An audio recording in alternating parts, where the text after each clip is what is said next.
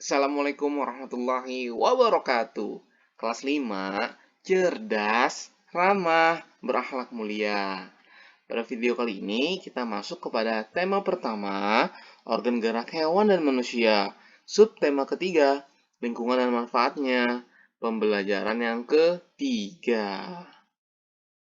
Hari ini sebelum kita belajar kita berdoa dulu ya. Berdoa menurut agama dan kepercayaannya masing-masing. Berdoa dimulai.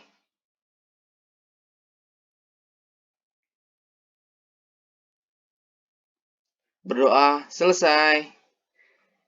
Terus nanti Pak Guru akan mengingatkan semuanya tentang protokol kesehatan. Lanjut, kita nanti akan membahas tentang kejayaan bahari Indonesia, dampak kondisi geografis Indonesia, nilai-nilai luhur Pancasila, dan yang terakhir tantangan belajar. Yuk, untuk selalu disiplin dalam menerapkan protokol kesehatan ya. Selalu ingat untuk 5M. Memakai masker, mencuci tangan, menjaga jarak, mengurangi mobilitas, dan menghindari kerumunan. Tetap menjaga iman, imun, dan aman. Baik, kita masuk kepada pembahasan kita hari ini, ya. Bangsa Indonesia dikenal sebagai bangsa maritim sejak zaman dahulu, bahkan sempat mencapai kejayaan pada masa kerajaan Sriwijaya dan Majapahit. Wow, keren ya. Sejarah telah mencatat bahwa kejayaan bahari bangsa Indonesia sudah lahir sebelum kemerdekaan. Hal ini dibuktikan dengan adanya temuan-temuan situs prasejarah maupun sejarah. Penemuan situs prasejarah di gua-gua Pulau Muna, Seram, dan Arguni yang dipenuhi oleh lukisan-lukisan perahu layar menggambarkan bahwa nenek moyang bangsa Indonesia merupakan bangsa pelaut. Ya, seperti lagu ya. Nenek moyangku seorang pelaut gitu. Selain itu, ditemukan kesamaan benda-benda sejarah suku aborigin di Australia dengan benda-benda sejarah yang ditemukan di Pulau Jawa. Penemuan ini menggambarkan bahwa nenek moyang bangsa kita telah melakukan hubungan dengan bangsa lain yang tentunya menggunakan kapal-kapal layar. Kerajaan Sriwijaya bahkan memiliki armada laut yang besar dan kuat. Armada Laut Sriwijaya mampu menguasai jalur perdagangan laut dan memungut cukai atas penggunaan laut. Pengaruh Sriwijaya meliputi Asia Tenggara. Hal ini dibuktikan dengan catatan sejarah bahwa terdapat hubungan erat dengan kerajaan Champa yang terletak di antara Kamboja dan Laos. Nah, kerajaan Mataram kuno di Jawa Tengah mampu membangun Candi Borobudur. Pada candi tersebut terdapat relief berupa gambar perahu layar dengan tiang-tiang layar yang kukuh dan menggunakan layar segi empat yang lebar. Kerajaan Singosari di bawah kepemimpinan Raja Kertanegara pun juga memiliki armada kapal dagang yang mampu mengadakan hubungan-hubungan dagang lintas laut. Bahkan perkembangan kerajaan Singosari dianggap sebagai ancaman bagi kerajaan Tiongkok dengan rajanya Hubilai Khan. Raja Hubilai Khan mengirimkan armada perangnya dan mendarat di Pulau Jawa. Pada masa itulah Raden Wijaya mendirikan kerajaan Majapahit. Kerajaan Majapahit kemudian berkembang menjadi kerajaan maritim yang besar. Kerajaan Majapahit memiliki pengaruh dan kekuasaan yang luas, meliputi wilayah Nusantara dengan kekuatan armada lautnya dan didukung oleh kemampuan perang Patih Gajah Mada. Wilayah kerajaan Majapahit kian luas. Dengan bukti-bukti sejarah inilah kita tidak bisa dielakkan bahwa kejayaan bahari bangsa Indonesia telah ada sejak zaman dahulu.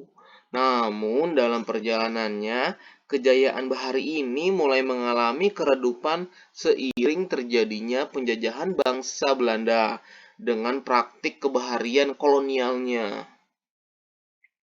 Pada masa kolonial Belanda, masyarakat Indonesia dibatasi berhubungan dengan laut. Misalnya, larangan berdagang selain dengan pihak Belanda. Padahal sebelumnya telah muncul beberapa kerajaan bahari Nusantara. Hal ini mengakibatkan budaya bahari Indonesia memasuki masa suramnya. Pada masa kolonial Belanda juga terjadi pengikisan semangat bahari bangsa Indonesia, dikarenakan pemerintahan kolonial lebih mementingkan bidang agraris untuk kepentingan mereka dibandingkan dengan bidang kemaritiman.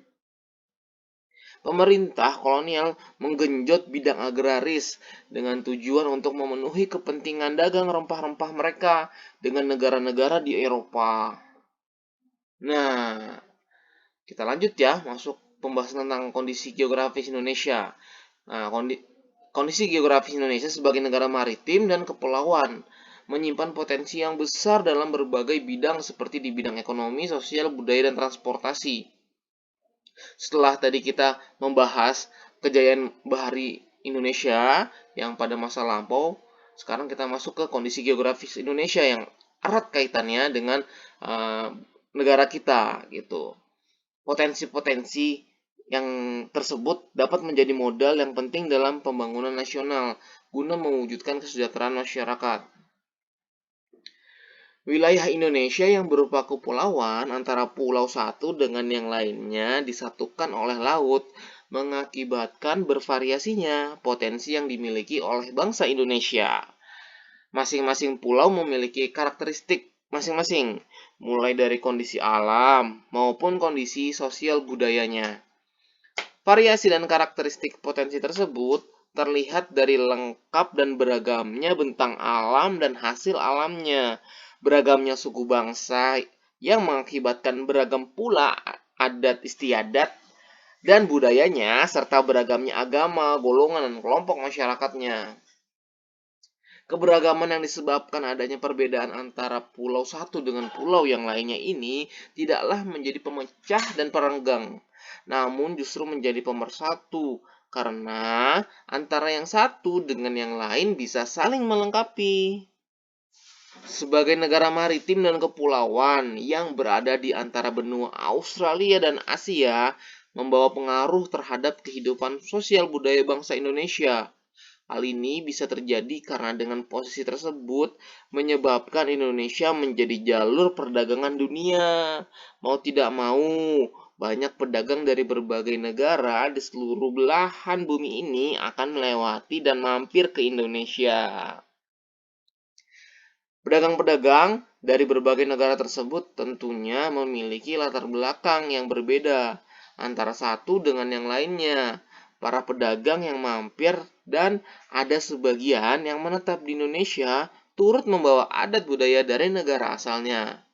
Lambat laun, adat budaya yang dibawa tersebut akan berbaur, bercampur, bahkan melebur dengan adat budaya asli Indonesia.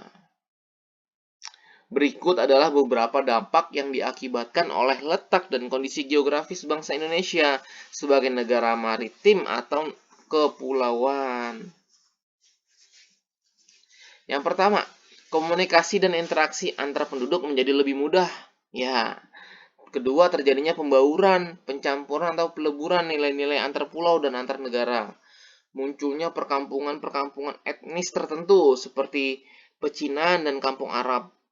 Yang keempat, terjadinya perubahan perilaku masyarakat karena pengaruh masuknya pola dan nilai perilaku dari pulau, daerah, maupun negara lain. Terjadinya perpindahan ilmu, pengetahuan, dan teknologi. Itulah 5 dampak yang diakibatkan letak dan kondisi geografis Indonesia.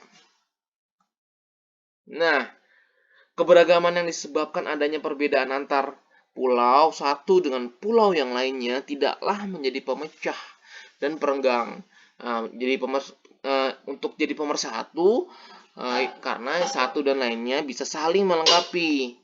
Hal ini sesuai dengan semangat persatuan dan kesatuan, seperti pencerminan nilai-nilai Pancasila, khususnya sila persatuan Indonesia.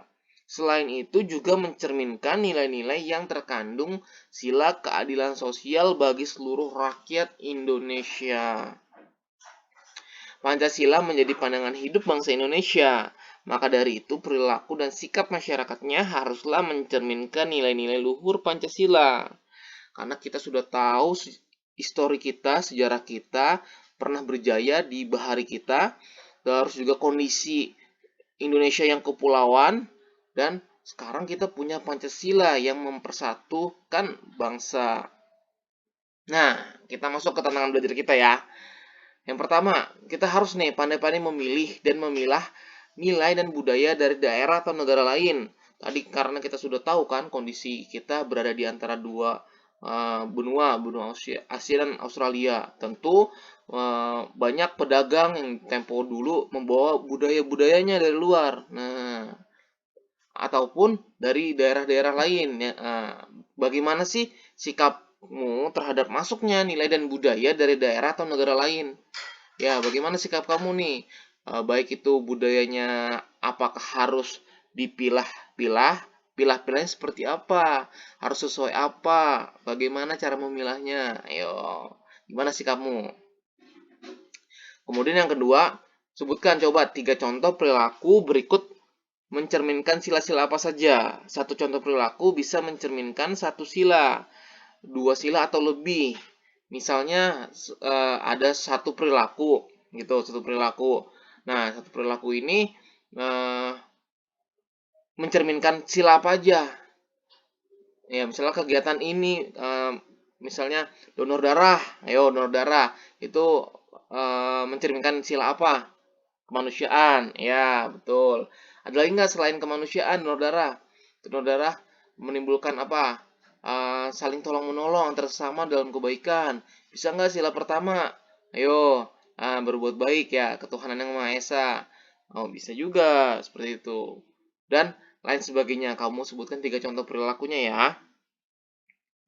Baik, terima kasih telah menyaksikan video ini. Semoga bermanfaat ilmunya.